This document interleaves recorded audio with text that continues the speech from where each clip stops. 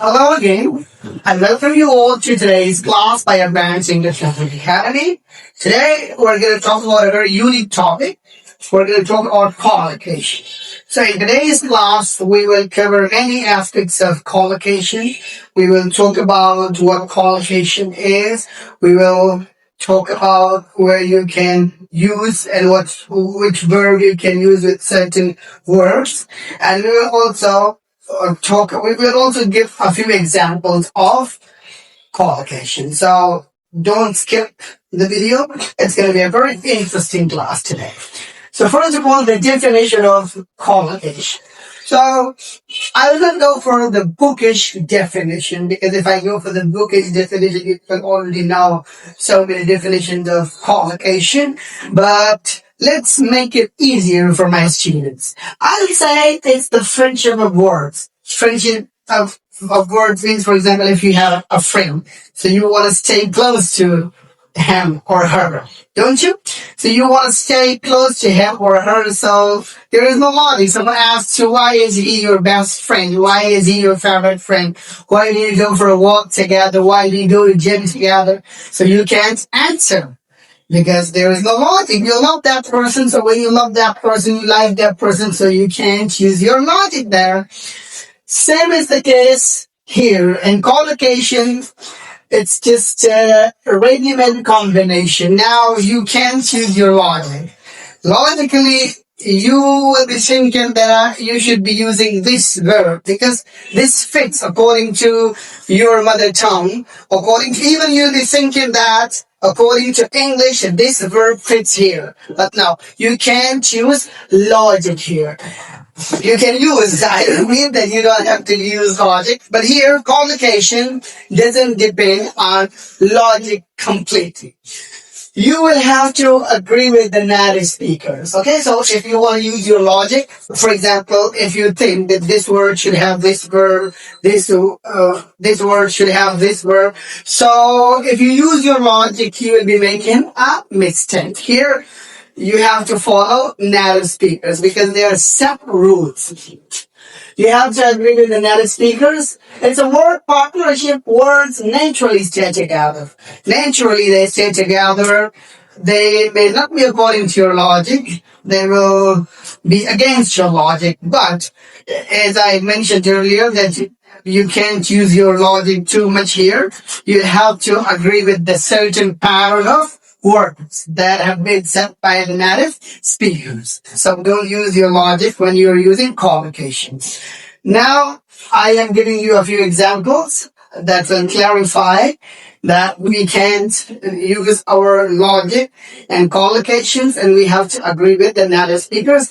And I would say that native speakers are also not wrong. For example, if you think that native speakers are wrong, no. English has been designed by them. English has been made by them, I would say. And they have set some rules. So in grammar, in pronunciation, and many other aspects, you can use your logic. But for verbs, you can't use it. So it's natural friendship. When it's natural friendship, so you can do nothing. Okay? You can't do much about those verbs, friendship, or the partnership of those words. So let's take a look at a few examples. So if you translate this, make a mistake, okay? So in Urdu and Pashto, you'll think that doing a mistake fits here, but no. A mistake is always mad, okay? So don't say do a mistake. Logically, you would think that do fits here, but no. Make a mistake. Now, heavy rainfall. Heavy means something of a heavy weight. So here, logic fails because it's been said, it's been written, it's been set. So we'll have to say heavy rainfall. Now, it's a very common question. We said giving exams. I'm giving exams. You shouldn't say. When, for example, you have exams, you are taking 10th class, 9th class, first year matric, VS, or any exams. So you don't have to say I'm giving exams. You have to say take an exam. You are taking a test. You are taking a paper. You don't have to say giving a paper, giving a test, or giving exams. Okay? You have to agree with the native speakers. And the person who is taking, who is responsible for arranging the test, for giving time to the students, for distributing sheets, for announcing the time, for checking the particulars, that person is conducting the test. So the teacher is conducting the test, and the student is taking the test. The next one, native. Now, in Hindi and Pashto and Urdu, we normally say he's cooking the TV. Yes, we say that.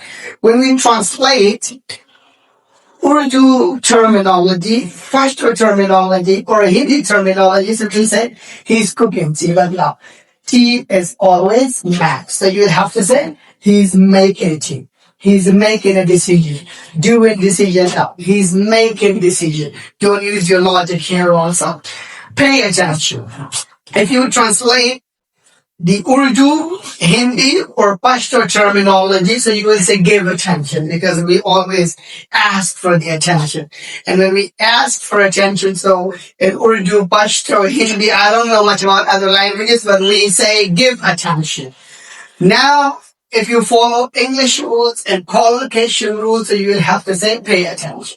Pay attention, please. The last one, not doing a crime, committed a crime. He committed a crime. Okay? So crime is always committed. Now just an overview. Mistake is always mad. The rain is heavy. Exams are taken. Tea is mad.